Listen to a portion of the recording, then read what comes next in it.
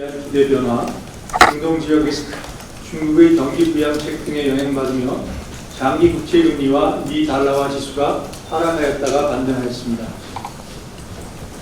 다음으로 대내 여건을 살펴보면 국내 경기는 수출이 IT 경기 호조에 힘입어 개선 흐름을 이어갔으나 내수 회복세는 아직 더딘 모습입니다. 앞으로도 국내 경제는 완만한 성장세를 이어가겠지만 내수 회복 지연 등으로 지난 8월에 비해 전망의 불확실성이 커진 것으로 판단됩니다. 향후 성장 경로는 내수 회복 정도, 주요국 경기 및 IT 수출 흐름 등에 영향받을 것으로 보입니다. 국내 물가 상승률은 안정세가 뚜렷해졌습니다. 9월 중 소비자 물가 상승률이 석유류 가격의 큰 폭 하락으로 1.6%대로 낮아졌고, 그런 물가 상승률은 2%로 둔화되었으며 단기 기대 인플레이션율도 2.8%로 낮아졌습니다. 앞으로 국내 물가 상승률은 낮은 수요 압력이 지속되면서 안정적인 흐름을 이어갈 것으로 예상됩니다. 소비자 물가 상승률은 당분간 2%를 하회하면서 금년 상승률이 지난 8월 전망치인 2.5%를 소폭 하회할 것으로 보이며, 그런 물가 상승률은 2% 내외의 안정세가 이어지고 연간 상승률은 지난 전망치인 2.2%에 부합할 것으로 예상됩니다. 내년도 상승률은 소비자 물가 및 근원 물가 모두 지난 전망에 대체로 부합할 것으로 보이지만 중동 지역 리스크의 전개 양상에 따른 국제 유가 변동, 환율 움직임, 공공요금 조정 등과 관련한 불확실성이 높은 상황입니다. 국내 금융외환시장에서는 장기 국고채 금리가 국내외 통화정책에 대한 기대 변화에 따라 하락하였다 반등하였고, 원달러 환율은 미달러와 물론 지정학적 리스크 등에 영향받으며 1,300원대 초중반에서 급락하였습니다. 금융안정 측면에서는 정부의 거시 건전성 정책 강화의 영향으로 가계부채 증가세가 둔화되기 시작했습니다. 수도권에서 주택가격 상승률과 거래량이 축소되고 지방에서 주택시장 부진이 이어짐에 따라 8월 중 크게 확대되었던 가계대출 증가 규모도 9월 들어 상당폭 축소되었습니다. 10월에는 계절적 요인 등으로 대출 증가 규모가 일시 확대될 수 있으며 11월 이후에는 주택거래 감소의 영향으로 다시 둔화 흐름을 나타낼 것으로 기대되고 있습니다. 다만 기준금리 인하가 가계부채에 미치는 영향 등 관련 리스크에는 계속 유의해야 하겠습니다. 마지막으로 이 같은 대내외 정책 여건을 고려한 기준금리 결정 배경에 대해서 말씀드리겠습니다. 오늘 금융통화위원회는 물가 상승이 뚜렷한 안정세를 보이고 있는 가운데 거시 건전성 정책 강화 효과가 점차 나타나고 있으며 외환시장 리스크도 다소 완화된 만큼 기준금리를 3.5%에서 3.25%로 25bp 인하하고 그 영향을 점검해 나가는 것이 적절하다고 판단했습니다. 이 결정에 대해 장영석 위원은 기준금리를 3.5%에서 유지하는 것이 바람직하다는 의견을 나타내셨습니다. 기준금리 인하 배경에 대해 좀 더 자세히 설명드리면, 먼저 물가 상승률이 낮아지면서 실질금리 측면의 통화기축 정도가 강화되고 성장 전망의 불확실성이 높아진 만큼 금리 인하를 통해 긴축 정도를 완화할 필요가 커졌습니다. 반면 금융안정 측면에서는 가계부채 대책의 효과가 나타나기 시작한 가운데 정부가 필요하다고 생각하면 추가적인 조치들을 시행할 것임을 밝혔고, 또 미 연준이 정책 기조를 전환하면서 외환 부분의 부담도 다소 완화되었습니다. 따라서 오늘 기준금리를 25bp 인하하고 그 영향과 대내외 정책 여건을 점검해 나가는 것이 적절하다고 보았습니다. 앞으로의 통화정책 운영 방향과 관련해서는 물가 상승률이 목표 수준에서 안정될 것으로 예상되기 때문에 기준금리를 중립적 수준으로 점차 조정해 나갈 필요가 있다고 보고 있습니다. 다만 성장 측면에서는 전망의 불확실성이 증대된 만큼 금융안정 측면에서는 가계부채 증가세 등에 여전히 유의해야 하는 상황입니다. 이러한 내수와 수출 그리고 금융안정 사이의 상충관계는 과거 정책 기조 전환기에는 찾아볼 수 없었던 고민스러운 정책 여건이라 할 수 있습니다. 따라서 앞으로의 인하 속도 등은 물가, 성장, 금융안정 등 정책 변수 간 상충관계를 널리 점검하면서 신중하고 균형 있게 결정해 나갈 것입니다. 아울러 오늘 금융통화위원회는 어려움을 겪고 있는 취약 중소기업에 대한 지원 강화를 위해 금융중개 지원 대출 금리도 2.0%에서 1.75%로 인하하였음을 말씀드립니다. 이상으로 모두 발언을 마치겠습니다. 경청해 주셔서 감사합니다. 네, 지금부터 질의응답 시간을 갖겠습니다. 질문하실 때는 소속과 성명을 말씀해 주시기 바랍니다. 네, 중앙일보 의장입니다. 위원님들의 3개월 이내 금리 수준 전망 어떻게 보셨는지 궁금하고요. 또 소수 의견 내신 위원님은 3개월 이내 인하 가능성을 열어둔 것인지, 또 오늘 결정하고 3개월 전망에 대한 이 위원님들의 견해를 전반적으로 어떻게 해석해야 하는지 설명 부탁드리겠습니다. 향후 3개월 내 조건부 기준금리 전망에 관련해서는 저를 제외한 금통위원 6분 중에서 5분은 3개월 후에도 3.25%에서 금리를 유지하는 것이 적절하다는 견해를 나타내셨고, 나머지 한 분은 3.25%보다 낮은 수준으로 인하할 가능성을 열어놓아야 한다는 의견이셨습니다. 위원님들이 이렇게 전망한 이유를 말씀드리면, 우선 5분은 근본 기준금리 25bp 인하가 부동산 가격, 가계부채 등 금융 안정에 미치는 영향을 확인하는 데 시간이 걸릴 것이고, 미 대선 결과와 지정학적 리스크의 전개 상황도 살펴봐야 하기 때문에 향후 경제 여건을 점검하면서 정책을 신중히 결정해 나갈 필요가 있다는 의견이셨습니다. 나머지 한 분은 거시 건전성 정책이 작동하기 시작했으며 필요시 정부가 추가 조치를 시행할 의사를 밝힌 만큼 내수의 하방 압력에 대응하기 위해 금리의 추가 인하 가능성을 열어두자는 의견이셨습니다.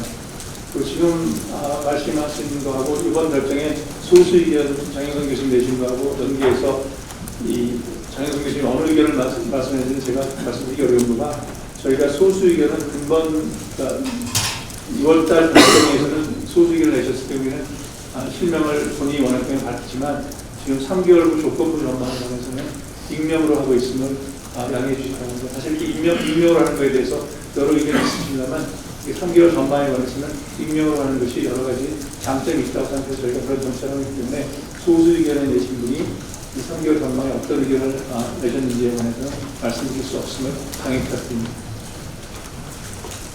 네, 다음 질문 받겠습니다. 네, 한국경제 동진경 기자입니다. 9월달에 가계부채가 좀 8월보다는 줄어들기는 했는데 그렇게 많이 줄어든 것 같지는 않은데요. 주담대 같은 거 보면은 이제 초저금리 시기에 나왔던 대출 규모에 육박할 정도로 아직 많은 상황이고, 아직 증가폭이 큰 상황인데, 이 정도 둔화로 좀 금융 안정이 확인됐다고 판단하신 건지 좀 자세히 설명 부탁드리고요. 그래서 관련된 질문일 수도 있는데, 이런 점을 좀 종합적으로 보면 금리를 11월에도 좀 연속으로 내릴 수 있을지 좀 의문이 들고요. 연 3.25%로 인한 영향을 충분히 장기간 지켜볼 계획이 있으신지 궁금합니다. 아울러서 이번 인하가 좀 매파적 인하가 되지 않을까 하는 의견도 있었는데, 이에 대해서는 어떻게 보시는지 궁금합니다. 우선 가계대출 주담대, 특히 신규로 대출 나가는 거 숫자가 크게 줄어든 거 아니냐는 첫 번째 질문이신 것 같은데, 사실 주담대 대출은 그 이전 2, 3개월 전에 있었던 주택 거래량에 따라서 결정되기 때문에 약간 흥행하는 면이 있습니다. 그래서 저희 생각에는 지금 거래량을 보면, 주택 거래량을 보면은, 아파트 거래량을 보면 7월 대비 지금 한 9월 수준이 한 2분의 1 수준이고, 수도권 주택 가격 상승률도 8월에 한 3분의 1 수준이라, 정부가 거시 건전성 정책을 강화한 이후에 공급 정책을 포함해서 이후에 저희는 의미 있는 진전이 있다 이렇게 보고 있고, 지금 말씀하신 주담대 자료는 아마 다음 달까지는 7, 8월에 거래하는 것이 영향이 있어서 올라갔다가 그 다음 10월, 11월에는 내려갈 것 같습니다. 그럼 이것이 금융안정을 확인하기에 충분한 시간이냐? 저희는 그렇게 생각하지 않습니다. 왜냐하면 여러 이유가 있겠지만 효과를 지켜봐야 되는 시기도 있지만, 사실 그 정책의 중요한 정책 중에 하나가 금리 인하거든요. 금리가 인하가 되면 그것이 지금까지 있던 주택 거래량이라든지 주택 가격 상승에 대한 기대 심리 어떻게 되는 조치 이런 것들을 저희들이 지켜봐야 되기 때문에 저희가 지금 9월달 숫자로 완전히 금융 안정이 됐다고 단언하느냐 그건 당연히 아니고요.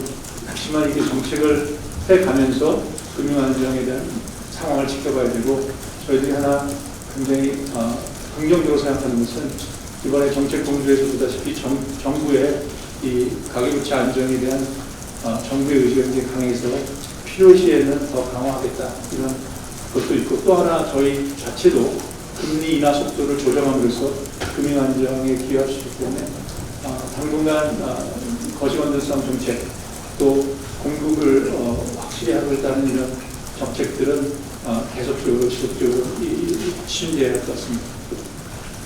다음에 이게 11월 금리에 대해서 어떤 의미를 갖느냐면 제가 제 의견을 말씀드리기보다는 조금 전에 얘기한 금통위원 5분이 앞으로 3개월, 11월을 포함한 앞으로 3개월 동안은 현 상태가 유지된다면 현 수준을 유지하는 것이 좋겠다는 의견을 내셨습니다. 물론 이것이 조건부이기 때문에 상황이 바뀌면 변하겠지만 그 금통위원들의 의견으로 제 답변을 대신할 겁니다.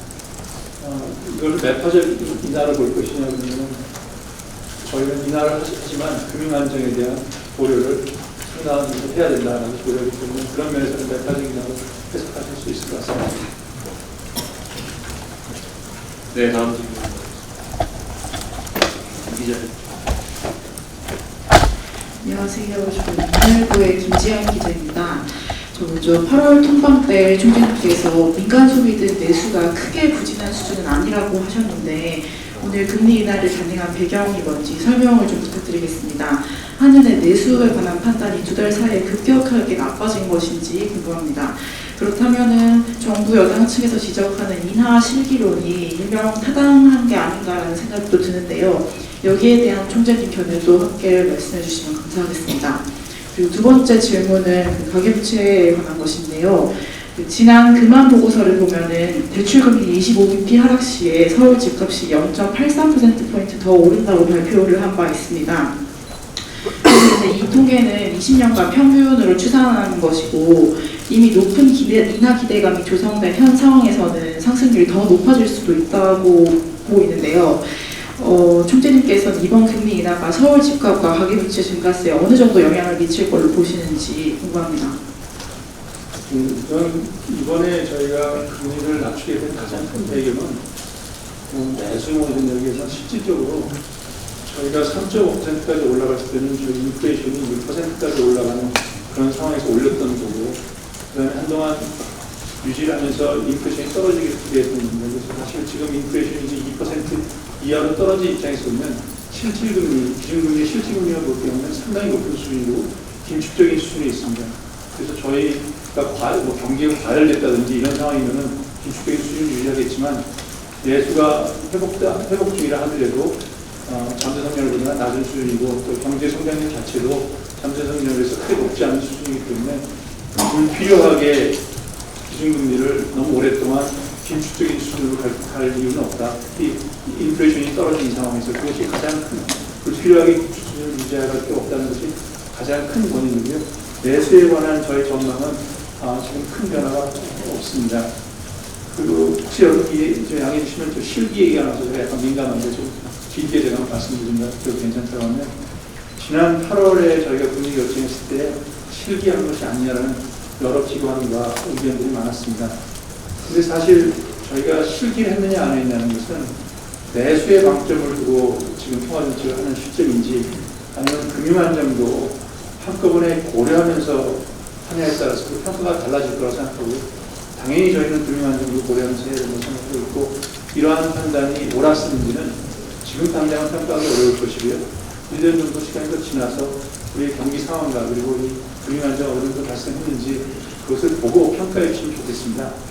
사실 8월에도 저희 내부에서 금리를 인하하는 것이 좋지 않겠나 여러 의견이 있었는데 그 당시 서울 지역 아파트 실거래 가격이 연율 20% 급등하기 시작하고 그래서 이전에 부동산 가격이 조절하지 못할 정도로 빨리 올라갈 그런 위험이 보였기 때문에 그 상태에 가기 전에 사전적으로 조치를 하고 금리 인하가 주택 관련 심리를 추가 자극하지 않도록 정부와 얘기를 해서 매크로 프루덴셜 거시 안정성 정책을 강화한 다음에 하는 것이 좋지 않겠나라는 생각에서 했고, 정부와 협조하에 어느 정도 가계 대출을 지금 안정시키는 방향으로 가고 있어서 저희는 다행스럽게 생각하고 있습니다.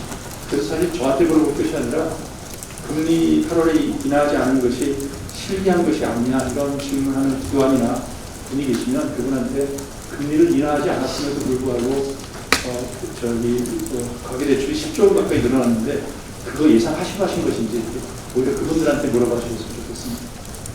또 말이 길어졌지만 저희들에 대한 비판 중에 또 하나가 지난 2년 동안 고물가를 대응하는 과정에서 금리 인상 과정에서 한국은행이 좌고우면하면서 금리를 더 올리지 못해서 이런 현 상황이 초래되었다. 그래서 한국은행의 통화정책을 그간의 통화정책을 긍정적으로 평가가 어렵다는 그런 견해가 있는데 그 비판에는 저는 전혀 동의하지 않습니다. 그러니까 지금 8월에 시기하게 했냐 이건 1년쯤 시간을 가지고 봐야 되겠지만 지난 2년간의 물가를 안정시키는 인플레이션을 안정시키는 과정은 이미 한 사이클이 끝났다고 생각하기 때문에 저희는 어느 나라보다 빠르게 물가 목표 2%를 달성하였고 그 과정에서 PF 부실이라든지 외환시장 불황 문제도 큰 문제 없이 관리했다고 생각합니다.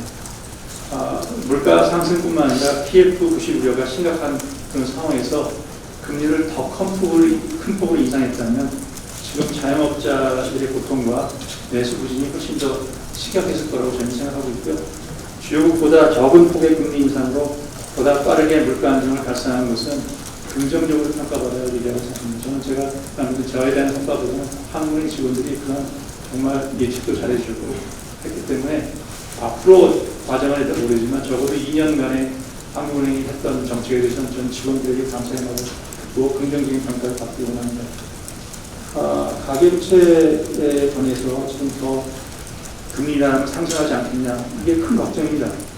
그래서 사실 부동산 가격하고 특히 가계부채는 금리 인하 기제뿐만 아니라 수도권의 부동산 공급이 어떻게 될 것인지 현재 공사비용이 굉장히 올라가서 건축 경기가 어떻게 되는 공사비용 문제 그 다음에 또 그 기저에는 우리가 구조조정 계획을 얘기했지만 교육 문제라든지 이런 것이 다 복합적으로 관계되어 있습니다. 그래서 금리 인하만 가지고 저희가 이걸 잡을 수는 없고 금리 인하가 당연히 가격 상승이라든지 가계부채를 올릴 가능성이 있지만 정책 공조를 통해서 저희가 이 문제를 대응해야 된다고 생각하고 한국은행이 마치 이 분야에서 외부인 그런 생각하면 안 되는 것이 저희들이 금리 인하를 어떤 속도로 하느냐도 이 문제에 굉장히 중요한 결과를 가져올 수 있고 또 저희들이 지금 굉장히 긍정적으로 생각하는 것은 정부가 이 가계부채와 부동산 가격 안정에 대해서 상당한 의지가 있고 필요하면 더 강화하겠다.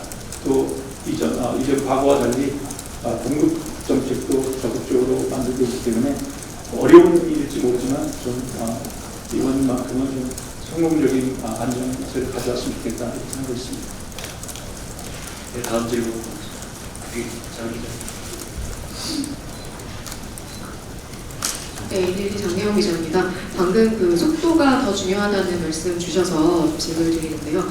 이게 3개월의 기준금리 결정에 대해서 신중하게 결정하시겠다고 했고 현재로서는 동결이 우세하긴 하지만 사실 10월에 금리 인하를 시작함으로 인해서 향후 상황에 따라서 11월 추가 금리 인하에 대한 기대감이 형성이 될 수밖에 없을 것 같은데요. 지금 상황이 유지가 된다면, 그러니까 가계부채 둔화세, 물가 안정세 등이 유지가 된다면 11월 금리 인하 가능성도 충분히 있지 않나라는 생각이 들고 그렇게 생각하는 시장 관계자들도 많을 텐데요. 거기에 대해서 말씀 좀 부탁드리고요. 그리고 이게 사실 매파적인 인하다 이런 표현이 나오기는 했는데 생각해보면 다음 분통위까지 한 달여 정도밖에 시간이 안 남은 상태에서 사실 매파적인 인하를 할 바에는 이번에 한 번 더 동결을 하고 이제 데이터를 조금 더 충분히 확인한 후에 11월에 이제 인하를 하는 방법도 있었을 것 같은데요. 이번 분통위에서 관련해서 이제 가계부채 증가세나 수도권 집값 상승세 부추길 수 있다라는 그런 우려 많이 나오지 않았었는지 그 부분도 좀 궁금합니다. 그리고 마지막으로 총재님 취임하시면서 이제 가계부채 하향 안정화와 그 다음에 이제 영끌족에 대한 이제 정보 여러 차례 해주셨는데요. 그런 생각에는 여전히 변화 없으신지 궁금합니다. 우선 11월 금리를 어떻게 할 건지에 대해서는 원칙적으로 다 데이터 디펜던트 하기 때문에 제가 이 자리에서 말씀드리면 부적절하다고 생각하고 11월까지 저희들이 11월에 특히 저희가 경제 전망도 같이 해야 되기 때문에 11월에 나오는 데이터를 보고 10월 말경에 나오는 3분기 데이터 보고 11월에 경제 전망치 보고 그 사이에 지금 가계부채 안정 추세, 부동산 수도권 부동산 가격 이런 것들이 움직임을 저희들이 보고서 결정할 겁니다. 그래서 지금 전반적으로 지금 어떻게 전망하기를 한 숫자로 말씀드리기 어렵고 다만 제가 말씀드린 것은 저희들이 많은 논란하고 특히 3개월 뒤까지는 저희들이 약간 포드 가이드를 하고 있지 않습니까? 거기에 금통위원들이 현 수준이 유지된다면 이렇게 하는 게 좋다고 하는 것을 말씀드렸기 때문에 저 반복하지 않도록 했습니다. 그리고 그 논 중에는 당연히 이번에 한 번 더 지켜보고 금리를 인하하는 것이 좋으냐 아니면 적어도 지금 아까 얘기한 기준금리 수준이 기축적이기 때문에 낮으면서 가야 되지 않겠냐 할 때 큰 논의는 당연히 한 분은 소수 의견으로 명확하게 기준금리는 동결하고 더 지켜봐야 되는 게 좋다고 말씀하셨고요. 나머지 다른 분들은 여러 면해가 있고 여러 의견이겠지만 기본적으로는 금리를 인하하는 것 자체가 가계부채와 부동산 가격에 영향을 줄 텐데 인하하지 않고 그 다음에 계속 보고만 있다가 결정하기는 불확실성이 많으니까 소폭 인하해주고 그것이 주는 영향을 보고 판단하는 것이 더 바람직한 방법이 아니냐 그런 견해가 있기 때문에 지금 두 가지 말씀하신 그 두 견해 중에서는 소폭 인하하고 그것이 가계부채와 부동산 가격에 주는 영향들을 보고 하자 이런 쪽으로 결정을 내신 것 같습니다. 그 다음에 영끌 쪽 얘기하는 게 많은데 제가 영끌 쪽한테 얘기하고는 그럴 때도 제가 부동산 가격을 예측해서 어떤 내릴 거니 그렇게 이런 투기적인 걸 경고한 것은 아니고 한동안 이자율 수준이 예전에 0.5% 수준으로 갈 그 가능성은 굉장히 적기 때문에 부동산 투자를 하고 싶으면 빌려서 투자할 경우에 이자율이 낮아서 비용이 작을 거라고 생각하지 말라고 경고를 한 거고요. 그런 면에서는 저희들이 지금 금융 안정이랄 때 금리 인하 속도가 미국이 50bp 이렇게 내렸다고 해서 저희도 한 50bp씩만 내려갈 수 있느냐. 그 문제는 두 가지로 우선 미국 인플레이션이 막 굉장히 10% 이상 올라갔고 금리도 500bp 이상 올렸고 그렇기 때문에 인플레이션이 떨어질 때 내릴 속도가 빠를 것임이 당연하고요. 그거에 비하면 우리나라는 300bp 정도 올렸고 최고 인플레이션도 6% 수준에서 머물렀기 때문에 떨어지는 속도가 해외에서 50bp씩 떨어진다고 와 우리도 이제 50bp씩 떨어지겠구나 그러니까 돈 빌려도 문제 없구나 이렇게 생각하면 안 된다는 측면에서 권고를 드린 거고 우리는 거기에 추가적으로 해외에 없는 금융안정이라는 고려를 지금 저희가 하고 있고 그렇기 때문에 그런 면에서 대학 투자를 하고 싶으면 자기의 금융비용 자기가 얼마나 감당할 수 있는지 이런 것들을 고려하시면서 하셔라라는 그런 말씀을 말씀드리겠습니다. 다음 질문.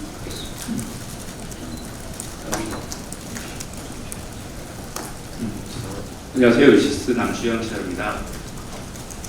내수 회복 불확실성이 커졌다고 언급 주셨는데요. 하지만 최근에 이제 정부의 가계 대출 조이기에 대출 금리가 오히려 오르면서 가계 소비력이 줄어든 상태입니다. 한은의 금리 인하에도 민간 소비 부진 만회를 이끌어내기에는 통화 정책 효과가 일부 무력화됐다는 시각이 나오는데요. 이에 대해서 어떻게 판단하시는지 질문드립니다. 또 한 가지 질문이 있습니다. 집값과 가계부채를 경계하면서도 정부의 거시 건전성 정책 필요성과 효과를 강조하고 있습니다.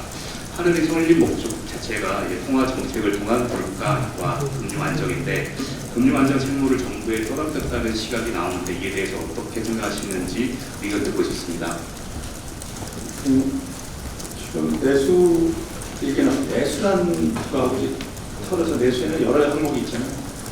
소비에 관해서는 저희가 지금 계속 얘기해서 하반기 소비 상승률이 한 1.8%에서 연 전체로는 한 1.4% 정도 지금 트렌드 있다. 당연히 잠재 성장률 2%도 낮은 수준이지만 지금 아주 낮은 수준에서 1.8% 정도 올라와 있고 잠재성장률은 올라가고 있는 회복 국면에 있다 이렇게 말씀드리고 있고 그 안에서는 자영업자라든지 소득 수준에 따라서 그 편차가 심한 양도가 많고 또 가계부채가 높았기 때문에 고통이 심한 거 잘 알고 있습니다. 다만 소비만 보면 저희들이 예상대로 상반기 한 1%에서 하반기 1.8 이렇게 올라가고 있는 그런 추세다.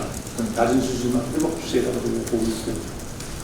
다른 내수로 보면은 이런 설비 투자는 지금 반도체 관련 장기 투자가 좀 늘어나서 저 예상보다 좀 올라갈 가능성이 있는 반면에 건설 투자는 지금 여러 가지 질문대로 여러 이유에서 건설 투자는 좀 낮은 그런 측면. 그리고 전체적으로는 경제 성장률 GDP 보면 수출이 잘 버텨줘서 저희가 2.4%입니다.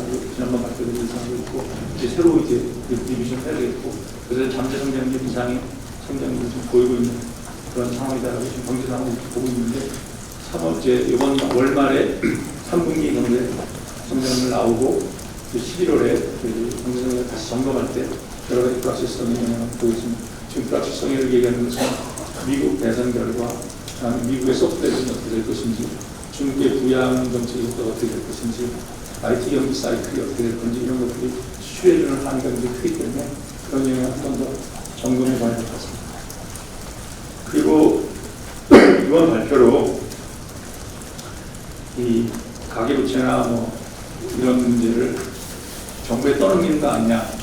저는 그렇게 생각하지 마시고요. 저희 거시건전성 정책은 마치 정부만 하는 거라고 생각하는데 저희 금리도 여러 가지 가계부채라는 데 영향을 주기 때문에 지금 저희 거시건전성 정책은 정부가 공조를 하고 있다. 그래서 그런 공조가 굉장히 잘 되고 있다고 생각합니다.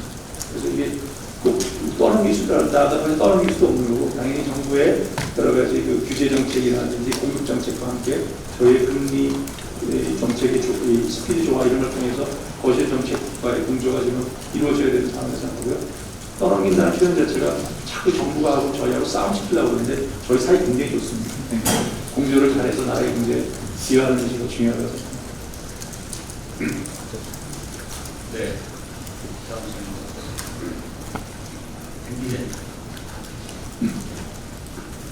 조선일보 한예나입니다. 그 질문 하나 있는데요. 그 최근에 부동산 문제 해법으로 여러 가지 이제 중장기적인 과제들을 던져주고 계신데 사실 구조개혁이라는 것은 되게 긴 시간이 드는 일이잖아요.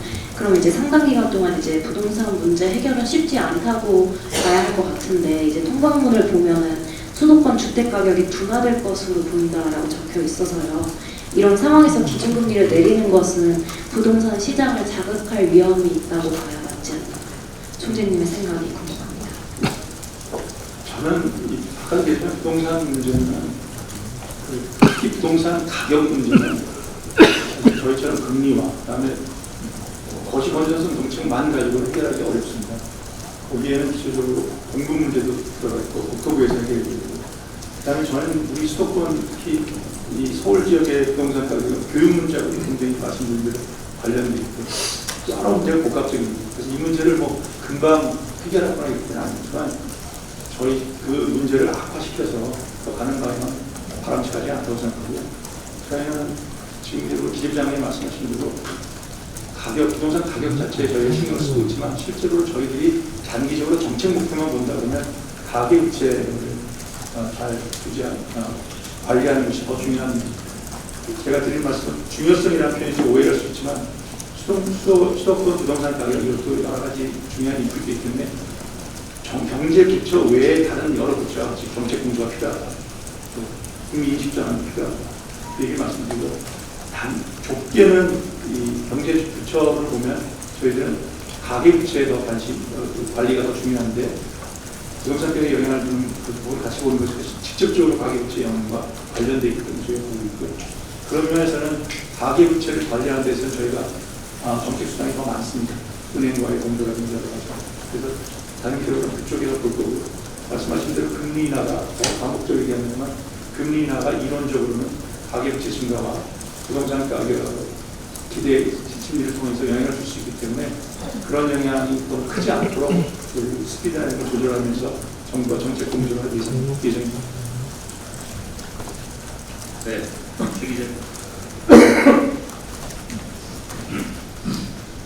네, 안녕하세요. 저 블룸버그 최명훈 기자입니다. 그 시장 금리가 이제 너무 과도하게 낮다고 저번 금통회 때 말씀하셨는데 현재 통화채 3개월물 금리가 3.185% 어제 기준으로 1년물은 2.88%입니다. 3.25 기준보다 낮은데요. 여전히 과도하다고 보시는지 여쭤보고 싶고요. 두 번째 질문은 이제 어저께 세계 국채 지수 WGBI 편입이 결정했습니다.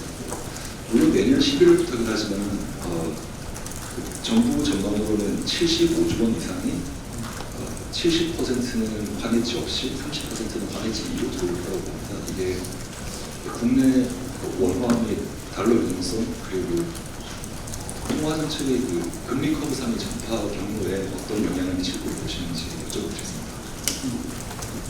7월에 제가 그 시장금리가 저희 기준금리 생각보다 과도하게 낮아졌다고 했던 두 가지 원인이 있었습니다. 하나는 미국 금리가 그때 50bp 막 낮출 거라고 이상하게 막 이러면서 우리나라 금리도 미국이 굉장히 낮출 거라고 해서 같이 떨어지는 면이 있습니다. 그 문제는 지금 많이 해소가 되는 것 같습니다. 미국 내에서도 지금 미국 경기가 그 뒤에 생각보다 강하게 나타나서 금리 인하가 50bp씩 계속될 거라는 기대가 많이 줄어들고 그에 따라서 금리도 다시 올라감에 따라서 우리나라 금리도 어느 정도 회복되는 있습니다. 두 번째 저희가 과도하다고 얘기했던 것은 저희들이 금리를 볼 때 아까 제가 경기만 보는 것이 아니라 금융 안정을 보는데 저희들이 봤을 때 그때 수도권 가격, 부동산 가격 올라가고 가격이 올라가는 속도를 볼 때 우리는 금방 금융 안정 때문에 금방 빨리 못 낮출 텐데 왜 시장에서 이렇게 빨리 낮춘다고 생각하지? 물론 일부 기관에서 계속해서 시기라고 얘기해서 부추긴 면이 있으면 그런 걱정이 있었기 때문에 저 사실 그 두 가지 걱정에서 미국의 영향 또 부동산이나 이런 좀 금융 안정을 고려했을 때 과도하게 낮춘 면이 있다고 생각합니다. 첫 번째 요인은 지금 말씀대로 많이 해소가 됐고요. 이번에 저희가 25bp를 낮춤에 따라서 그래서 두 번째에 대한 시장의 기대가 더 커져서 아까 계속 11월에 더 빨리 낮추는 거 아니냐 이런 기대가 생길 수 있는 위험이 있습니다. 그렇지만 저희는 계속 말씀드리듯이 한국은행은 경기 물가 안정과 금융 안정을 고려하기 때문에 저희들이 앞으로 금리를 낮춰가는 속도는 금융 안정을 보면서 할 것이다. 그래서 그 가운데 시장과 인식장의 갭이 있으면 지금 좀 줄어진 것 같지만 인식의 갭이 있으면 그것을 줄이도록 계속 협력해서 노력하겠습니다. 6B 토치 인덱스에 관해서는 참 좋은 소식이고요. 저는 그와 함께 어저께 우리 한강 작가의 노벨 문학상 받는데 정말 우리나라에 좋은 분수가 되고 아주 좋은 발음이었습니다. 저는 지금 많은 분들이 입비가 되기 때문에 돈이 얼마 들어오느냐, 그다음에 그 환율이 어떻게 되느냐, 단기적으로 영향을 물어볼 관심이 계신데 그런 말씀하신 대로 11월에 이제 실제 편입이 될 것이고 그것도 1년에 걸쳐 편입이 될 때문에 시차를 가지고 나타날 것인데 저는 사실 입비 가입에 대해서 분명히 감개무량하게 생각하는 것은 이게 뭘 보여주냐면 단기 정책을 통해서 막 외국 투자자를 유치하고 해외에 나가서 IR을 통해서 채권을 발행해서 우리 경제를 어떻게 선전하고 이런 거에 효과는 이게 단기적인 거고 이렇게 구조를 바꿔주는 거가 얼마나 큰 영향을 주는지 보여주는 가장 좋은 예가 같습니다. 사실 인덱스에 들어가고 그 인덱스에 들어가게 된 거는 우리가 다른 단기적인 정책을 해서가 아니라 외환시장 구조 개선을 통해서 외국인 투자자가 접근할 수 있는 접근성이 굉장히 늦어지고 원화시장을 더 개방하고 그 이전에 10몇 년 동안은 정책 당국에서도 이렇게 하는 것이 좋으냐 나쁘냐 이견이 굉장히 많았고 그거에 반발해서 우리가 컨트롤을 놓친다, 판을 저지하는 컨트롤, 별 여러 이유를 들어서 구조를 전혀 안 바꿔서 외환시장이 80년대에 있던 외환시장 구조가 계속 유지됐던 거거든요.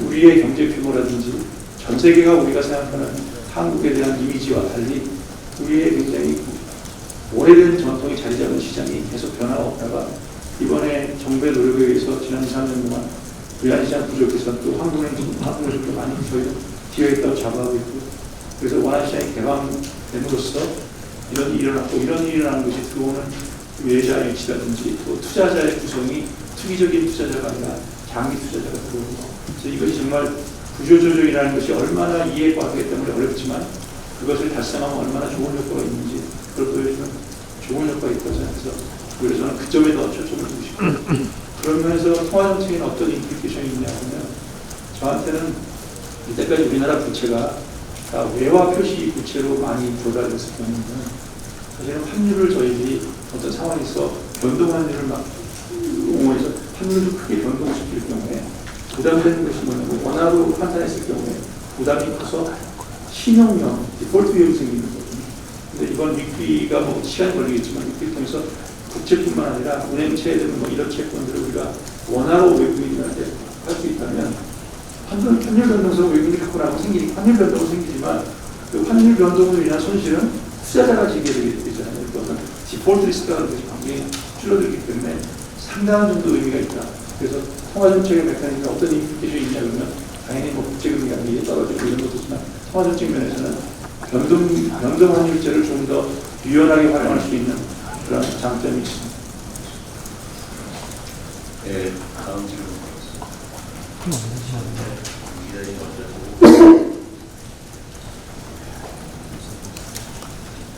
안녕하세요. 저 경향신문의 임지선 기자입니다. 아까 여러 질문이 나왔는데 제 생각에 답변이 충분하지 않았던 것 같아서요. 내수에 관한 전망에 큰 변화가 없다고 하셨는데 그 불필요하게 긴축이라는 말과 좀 더 상충되는 거 아닌가라는 생각도 들고요. 그래서 그 금통위원분들이 이번 기준금리 인하가 그 내수 부진을 해결하는 데는 어느 정도 영향을 미친다고 판단하시는지 그 말씀 부탁드리고요. 하나는 간단한 것은 소수 의견 내신 장용선 의원님 의견 좀 더 자세하게 소개 가능하신지 말씀 부탁드리겠습니다. 네, 우선 지금 저한테 질문은 한국은행이 지난 5월입니다. 지난 8월에 전망한 거에 비해서 내수의 성장률에 대해서 변화가 있냐? 저희가 없다 아직까지. 그래서 전망이 변화 없다는 말씀이고 그 전망이 변화 없다는 것이 지금 우리나라 내수가 탄탄하고 아무 문제가 없다 얘기하는 건 전혀 아니고 당연히 말씀드린 대로 우리나라 소비는 지금 잠시작년보다 조금 낮은 수준이고 성장률이 그 내에서도 양극 변화되는 부분이 많기 때문에 자영업자라든지 고통받는 부분이 많다. 그러면 저희가 다 얘기하고 지금 그거가 내수가 지금 뭐 튼튼하니까 이런 그런 톤은 전혀 아니라는 것을 다시 한번 말씀드리겠습니다. 우리가 내수가 성장률이 성장률 배선이 빠르지 않은 편이고 그래서 좀 내수가 분명히 잠재적으로 낮은 수준이고 높은 가격 진화이기 때문에 여러 고통받는 게 지금 많다는 것을 상당히 공감하고 있습니다. 그래서 아까 불필요한 게 중요한 건 뭐냐면 그런 와중에서 저희들이 이때까지 인플레이션을 2% 타겟으로 가져오기 위해서 높은 수준의 금리를 유지하고 있었는데 이제 인플레이션이 2% 이하로 떨어졌다 보니까 실질금리가 긴축적인 상황이 있는 거예요. 그럼 내수도 어떤 면에서는 지금 활발한 것이 아니고 이런 상황에서 불필요하게 물가 상승률이 다시 올라갈 거라 이런 걸 걱정하지 않는다면 불필요하게 이 높은 실질금리를 유지할 필요가 없기 때문에 금리를 이제 중립금리 수준으로 조정하고 있는 과정이다. 이렇게 좀 더 자세히 말씀드리겠습니다. 그리고 소수 의견을 내신 장영선 의원은 아까도 제가 말씀드렸지만 아직 거시 건전성 정책의 효과를 판단하기 이르고 취약계층과 자영업자가 어려운 것이 사실이지만 성장세 전체를 볼 때는 잠재 수준을 상회하는 상황이기 때문에 일단 금리를 동결하고 거시 건전성 정책의 효과를 점검하는 것이 적절하다는 의견이 있습니다. 보다 자세한 내용은 2주 후에 공개되는 의사록을 확인해 주시면 되겠습니다. 네. 다음은 이 기자님. 네, 연합인포맥스의 이규선입니다. 첫 번째는 가계부채 관련 질문인데요. 총재님께서는 조금 정책금융하고 집값 상승의 악순환을 지적해 오셨습니다. 그런데 국토부를 비롯한 정부에서는 둘 사이에 큰 연관이 없다는 입장인 것 같습니다. 정책 대출을 DSR에 포함하는 등의 규제 강화 필요성에 대해서는 어떻게 평가하시는지 여쭤보고요. 두 번째는 성장 관련 질문인데요. 2%대 성장은 잠재 성장률 이상이라서 나쁜 것이 아니다라고 말씀을 하셨습니다. 또 수출하고 내수로 경기 상황을 구분해서 통화정책 대응하지 않는다고도 하셨는데요. 내수가 잠재 성장률보다 낮긴 하지만 회복 국면에 있고 내년 전체 경제 전망상으로 6% 성장에는 무리가 없어 보입니다. 그럼 이런 상황에서 금융 불균형 심화 가능성이 큰데 또 성장도 괜찮고 그러면 금리를 중립 수준까지 낮춰야 할 필요가 있는지 논란도 있을 것 같습니다.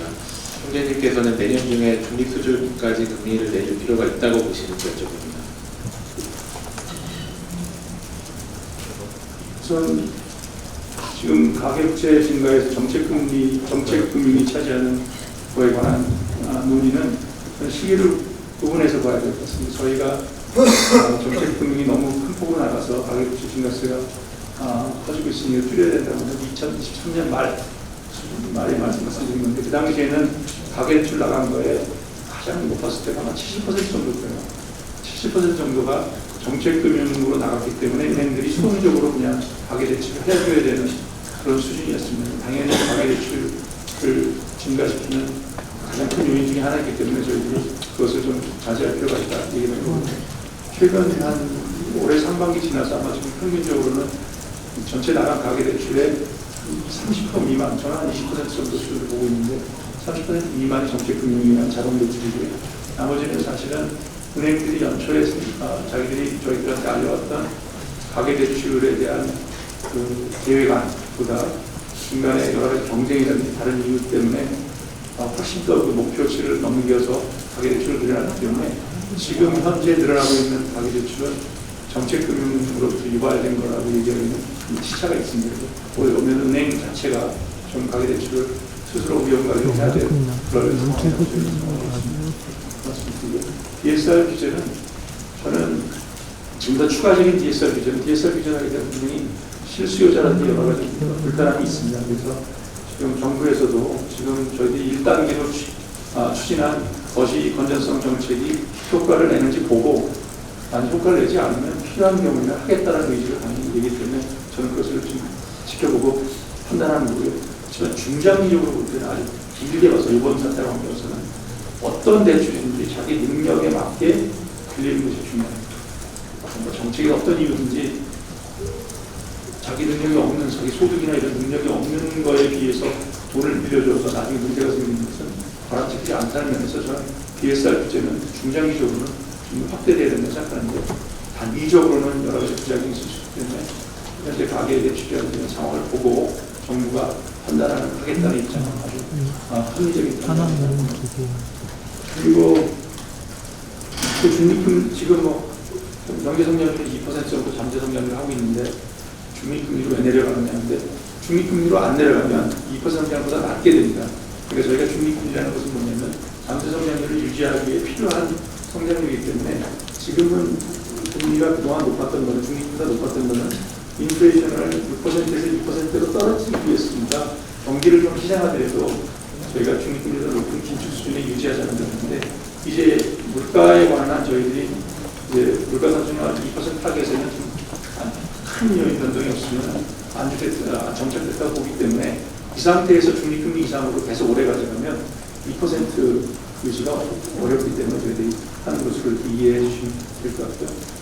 2% 지금 자꾸 말씀하시는 게 약간 좀 불편하게 들면 2% 잠재성장률이면 좋은 거 아니냐. 저는 지금 상황이 생겼는데 우리가 구조개혁을 하고 우리가 정말 노력하면 2% 이상의 잠재성장률을 할 수 있을 것 같습니다. 물론 크게 막 한참 높은 숫자는 아니지만 우리가 있는 저출산 고령화 문제라든지 교육 문제라든지 여러 가지 구조개혁을 하면 2% 이상, 미국도 2, 3% 수준하는데 그나라니까 2% 저희가 얘기하는 게 한국은행은 2% 성장률을 만족한다 그런 의미는 아니고, 사실 걱정스러운 것은 저출산 고령화 문제라든지 구조조정하지 않으면 저희들의 예측 치면 잠재성장률이 몇십 년 뒤에는 거의 0% 수준으로 날아갈 그런 운명이 있기 때문에 그것은 통화재정적 문제가 아니고 구조조정을 통해서 해결했으면 하는 그런 생각입니다. 네. 다음 시간이 많이 지났는데 아까부터 다음 준비해 주시겠습니다. 네, 저 SBS 비제 문세영입니다. 두 가지 여쭤보고 싶은데요. 우선 한국은행이 오늘 기준금리 인하한 것에 반해 시중은행은 이제 대출을 억제한다는 이유로 최근까지 대출금리를 올리고 있습니다. 이렇게 반대 엇박자도 있을 수가 있는데 이런 엇박자가 앞으로 계속 할 상황에 대해서 이제 총재님은 어떻게 하시는지 궁금합니다. 그리고 하나만 더 여쭤보자면 앞으로 이제 추가 금리를 위해서 여러 가지 조건을 말씀해 주셨는데 그 중에서 좀 가장 중요하게 생각하시는 게 있으시다면 무엇인지 궁금합니다. 저는 지금 은행들이 가계대출의 금리를 올리고 특히 부동산 대출에 대한 기준을 올리고 금리를 올리는 것은 엇박자라고 생각하지 않습니다. 지금 당연히 우리가 전체적으로 금리를 낮추고 기업 대출이라든지 금리 전반적인 건 있지만 그것이 부동산 쪽으로 막 쏠리고 그러면 은행 자체도 장기적으로는 우리나라 은행의 포트폴리오의 70~80%가 다 부동산 관계된 대출이거든요. 중장기적으로 볼 때는 이렇게 과도하게 부동산 쪽으로 쏠려있는 대출이면 바람직하지 않습니다. 그러면 예를 들어서 고객이 와서 그냥 나는 부동산만 빌려가지고 돈을 대출해주려 할 때 어느 정도는 거절할 수 있는, 그걸 통해서 자기의 은행의 대출을 합격할 수 있는 그런 시기가 왔다 생각하고요. 그러기 위해서 대출에 따라서 금리를 달리하는 것은 정부와 관계없이 정부도 매크로 프레셔를 해야 되겠지만 그거 관련해서 이렇게 대출 확률에 따라서 금리가 달리 움직이는 것이 왜 이게 엇박자로 자꾸 이렇게 언론에서 될지 잘 모르겠습니다. 그리고 두 번째는 그런 걸 통해서 지금 우리 이 전체적으로 가계부채라든지 부동산을 쏠려 있는 우리나라 전체의 금융시장 구조를 바꿔가는 게 굉장히 중요하다고 생각하고요. 향후 추가 금리할 때 봐야 되는 건 당연히 물가인데, 물가 상승 중인데, 저는 물가 상승에 관해서는 큰 변동이 없으면, 뭐 중동사태 이런 문제가 없으면 물가 상승에 대해서는 큰 변화가 없을 거라고 그냥 생각하고 있고, 중요한 요소지만 다음에는 금융 안정이니까 당연히 가계부채와 지금 부동산 가격 이런 것이 어떻게 움직일지 그걸 보고 있고, 또 다른 한편으로는 우리가 예상하고 있는 성장률이 예상대로 유지될 건지 그런 것들을 보고 종합적으로 판단할 수 있습니다.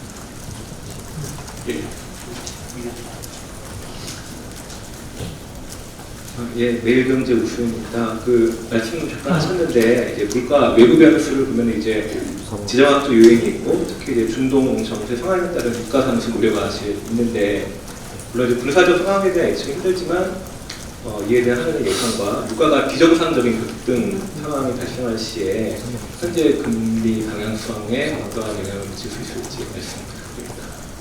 그걸 제가 지금 답드리기 어렵습니다. 지금 중동 사태가 어느 방향으로 갈지 제가 얘기했다가 제 말씀 듣고 투자하시는 분이 있으면 제가 책임질 방법이 없습니다. 그래서 지금 중동 사태는 참 어떻게 변할지 모르겠습니다. 그래서 유심히 보고 있다는 말씀드립니다. 중동 사태로 인해서 유가가 변동하면 이제 공급 충격이기 때문에 그 공급 충격에 저희가 얼마만큼 금리로 대응할지 이런 것들 기대 심리가 어떻게 될지 이런 것들을 종합적으로 봐야 되는데 불확실성이가 이번에 발표문의 의견의 불확실성이라고 얘기하는 것 중 하나가 지금 중동 사태에 대한 것이 어떻게 될지 예측하기 굉장히 어려운 상황입니다. 네, 시간이 많이 지났습니다. 마지막으로 손 드신 두 분만 하겠습니다. 박 기자님.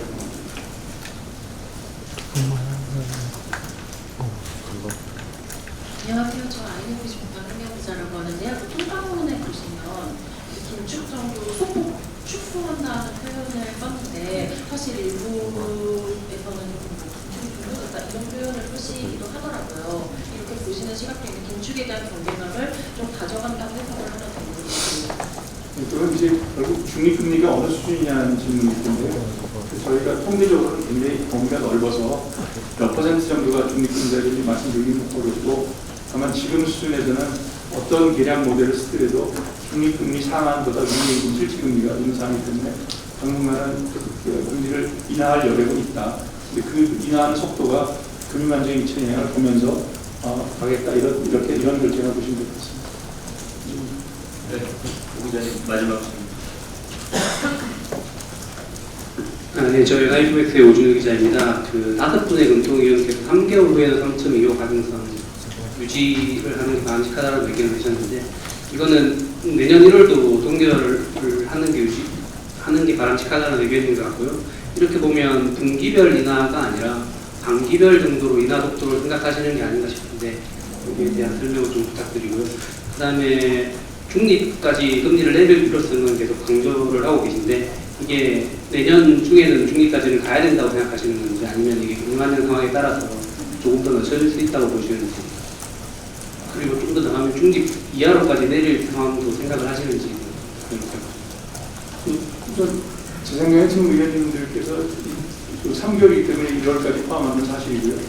그때까지 그런 결정을 내리신 것은 조건부이기 때문에 아마 가장 큰 방점은 지금 경기나 이런 것들에 대한 불확실성도 있지만 가장 큰 거는 금리를 소폭 내림으로써 그것이 금융 안정에 주는 영향은 사실 안 내리면 모르잖아요. 내려서 그것이 어떤 영향을 주는지 보고 판단하시겠다는 거기 때문에 거기서 또 자신감을 얻거나 뭐 변화가 있으면 그 다음에도 같은 속도로 해석을 했다 이런 임플리케이션은 없는 걸로 저는 알고 있습니다. 지금 의원님들이 말씀하신 3개월 내에 그 결정에 관해서는 현 수준에서 금리를 한번 소폭 내려보고 그것이 금융시장에 어떤 영향을 주는지 보고 그 다음에 결정하는 거기 때문에 그 3개월 이상의 거에 대해서는 어떤 합의가 없다고 보시면 좋을 것 같고요.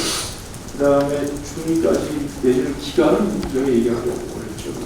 지금 말씀하신 대로 경기라든지 물가라든지 여러 다른 변수가 있기 때문에 저희들이 지금 상황에서 볼 때는 불필요하게 긴축적인 수준을 유지할 수가 필요가 없기 때문에 금융 안정만 괜찮다면 내려갈 거다 이런 얘기를 하지만 그것이 언제까지 빠르게 내려갈 건지 언제 시기별로 포워드 가이던스의 가장 나쁜 게 캘린더에 의존한 포워드 가이던스입니다. 저희는 그러니까 계속 얘기하지만 상황에 맞는 포워드 가이던스를 하는 거지 몇 월 며칠까지 어떻게 하겠다 뭐 그런 것들이 바람직하지 않은 통화정책 방향이라고 생각합니다. 똑같은 이유로 금리가 중금리 이하로 내려가고 경기가 굉장히 나빠지거나 다른 이유가 있으면 물가 충분히 안 된다면 그럴 수도 있겠죠. 근데 그 시점을 지금 얘기하려면 얘기할 필요는 없는 것 같습니다. 와서 그 근처 가서 얘기할 것 같습니다.